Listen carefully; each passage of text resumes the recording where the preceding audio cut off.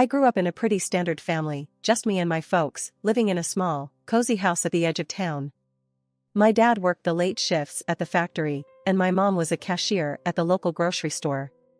Money was tight, but we got by. I was their only kid, and they poured all their love into me, even though I wasn't the easiest child to care for. From a young age, I was always the sickly one, catching colds that seemed to linger for weeks and struggling with a bunch of allergies that kept me indoors more than out. I was thin, way too thin for my age, and my clothes? Well, let's just say fashion was the least of our concerns. School was a battlefield. I tried to blend into the background, but somehow, I always stood out, and not in a good way. My classmate, Sarah, she made sure of that. Sarah was everything I wasn't: popular, pretty, and always dressed like she was about to walk into a photo shoot.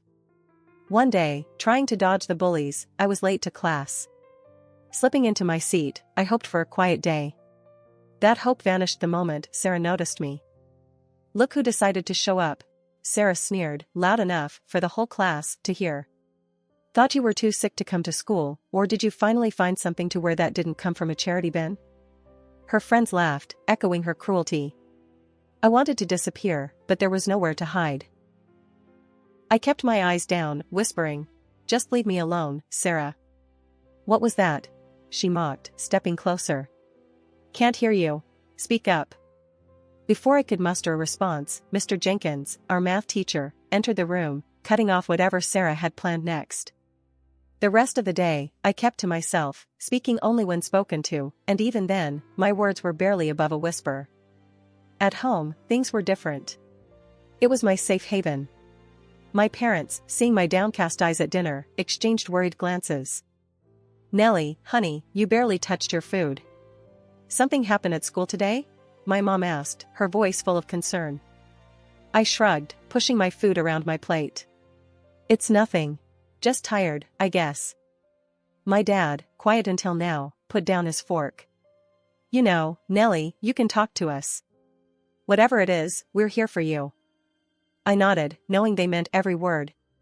But explaining the day's humiliation felt impossible. "Thanks, Dad.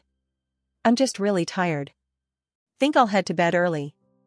Dragging my feet towards the school gates, I braced myself for another day of dodging glares and whispered insults. My backpack felt like it weighed a ton, loaded with textbooks and the heavy dread of facing Sarah and her clique. As I navigated the crowded hallways, trying my best to become invisible, I heard the all-too-familiar voice that made my stomach twist in knots. "Hey, ghost girl, try not to vanish before class starts," sneered Mark, one of Sarah's loyal sidekicks. His nickname for me, a jab at my pale complexion and tendency to keep to myself, echoed off the lockers, drawing snickers from nearby students. I quickened my pace, not daring to look up. "Just ignore him," I muttered to myself, but the words felt hollow. The day's first challenge was surviving homeroom. Mrs. Parker, ever oblivious, droned on about the importance of attendance just as I slipped into my seat at the back. I barely settled in when Sarah, draped in her latest fashionable outfit, sauntered in, her entourage in tow. "Nice of you to join us, Nellie. We were worried you got lost in your closet of hand-me-downs," Sarah quipped loudly, tossing her hair as she passed my desk. A chorus of laughter followed. I clenched my fists, feeling the heat rise to my cheeks. "Just leave me alone," I shot back quietly, more to my desk than to her. "What was that, Nellie?" "Speak up, we can't hear you," Sarah taunted, turning to face me with a smirk. I shook my head, choosing silence over a battle I couldn't win. The bell rang, a temporary reprieve, but the relief was short-lived. Each class transition felt like running a gauntlet, with Sarah and her crew lying in wait to hurl their next insult or snide comment. Lunchtime was no sanctuary either. I found a secluded spot under an old oak tree, a safe distance from the cafeteria's chaos and cruelty. As I nibbled on my sandwich, thoughts of just disappearing consumed me. "Hey, why you sitting all by yourself here?" a voice interrupted my solitude. I looked up to see Jake, a guy from my English class. He wasn't one of Sarah's crowd, but I was wary all the same. "Just like the quiet," I replied, hoping he'd take the hint and leave me be. He shrugged, unfazed, and sat down beside me. "Suit yourself. Sarah's being a real piece of work, huh?" I was taken aback by his bluntness. "You could say that," I admitted, surprised by my own candor. Listen, Nellie, you can't let her get to you. She's all talk, Jake said, his tone earnest. I wanted to believe him, to find the strength to stand up to Sarah, but the words felt like a distant dream. Easier said than done, I mumbled, my gaze fixed on the grass below. The bell, signaling the end of lunch, snapped me out of my reverie. Gathering my things, I offered Jake a small smile. Thanks for, sitting with me. No problem. See you around, Nellie, he said, heading back to the building. The rest of the day passed in a blur. With each class, I counted down the minutes until I could escape back to the safety of my home. But the day wasn't without its lessons. Jake's unexpected kindness was a glimmer of hope, a reminder that not everyone was against me. School had become a nightmare for me, one I couldn't wake up from. Every day was a repeat of the last, dodging insults, hiding from Sarah and her gang, and trying, unsuccessfully, to blend into the background. It wasn't long before the stress of it all started to take a real toll on me. I found myself feeling physically sick, my old ailments flaring up with a vengeance alongside new ones. Headaches, stomach aches, you name it, I had it. I was a mess, inside and out.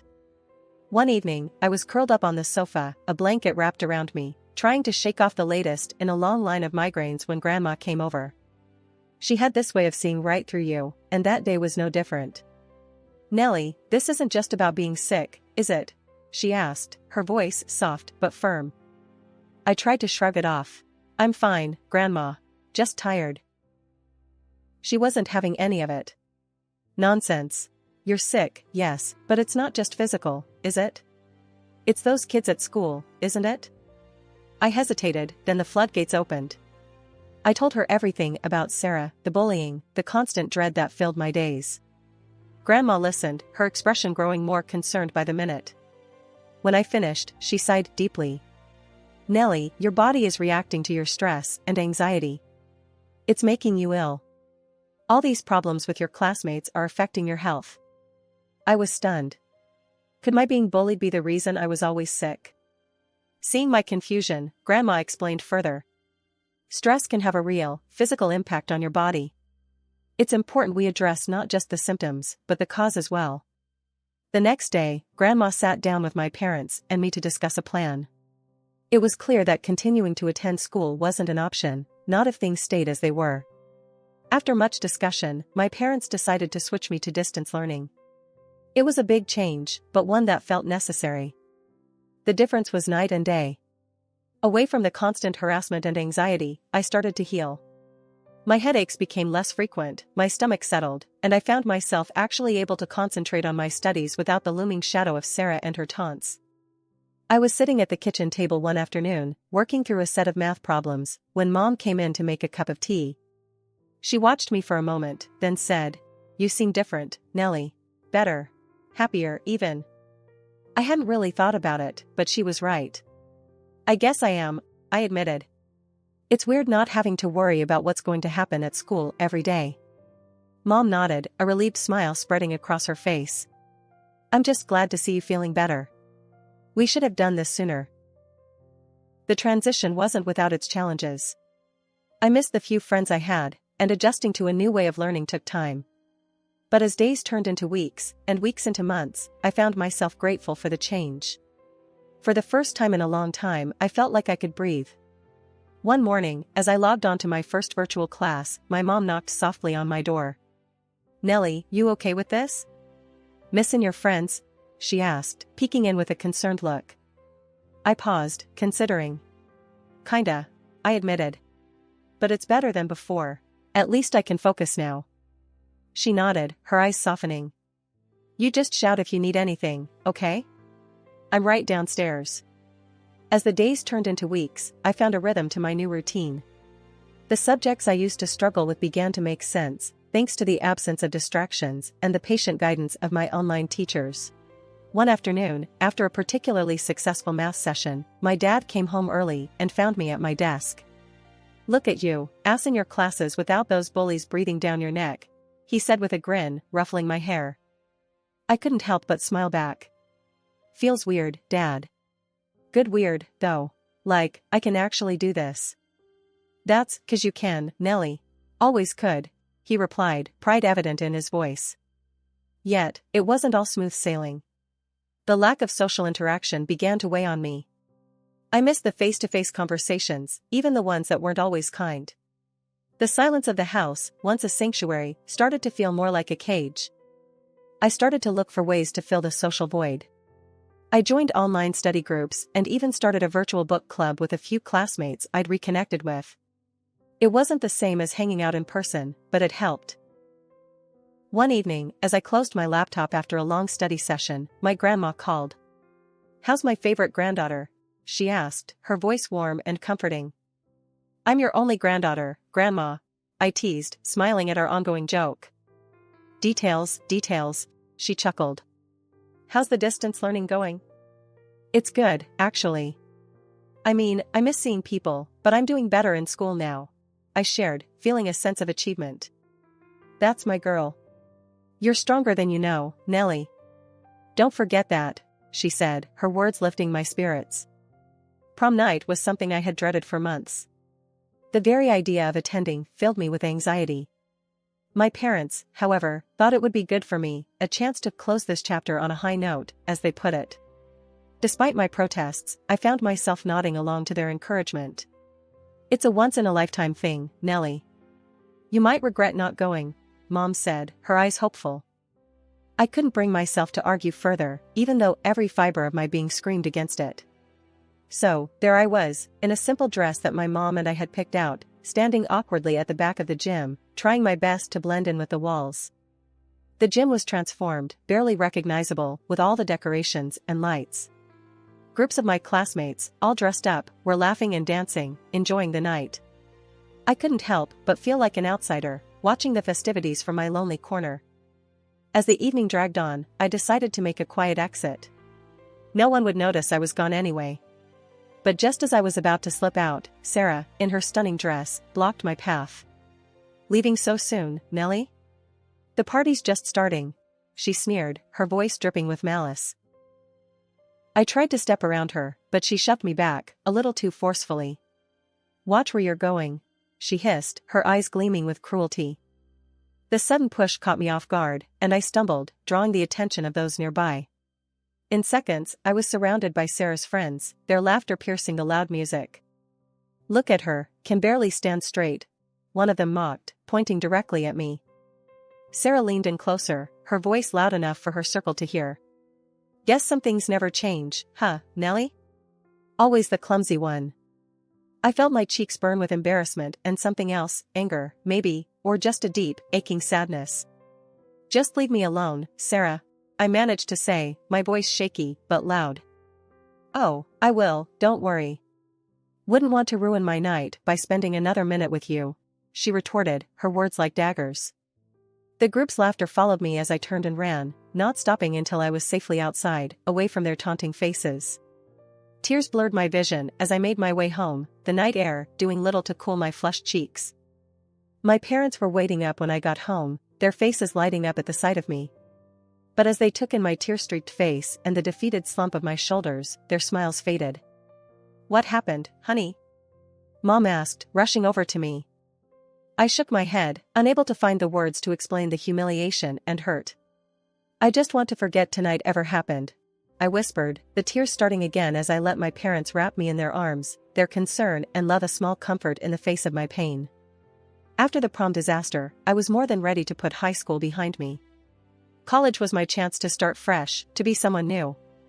I chose to study medicine, driven by a deep-seated desire to help others, maybe even understand a bit more about my own struggles through learning about the human body and mind. My first day at medical college felt like stepping onto another planet. Everyone was buzzing with excitement, talking about classes and future careers. I found myself outside the main lecture hall, clutching my schedule, when a girl next to me said, "Hey, you look lost too. First year?" "Yeah," I replied, grateful for the conversation. "Nellie," I introduced myself. "I'm Zoe. Nervous?" "Terrified," I admitted with a laugh. Zoe and I stuck together, finding our way to the lecture hall. Sitting down, I felt a nervous excitement bubble up inside me. This was it, my chance to really make something of myself.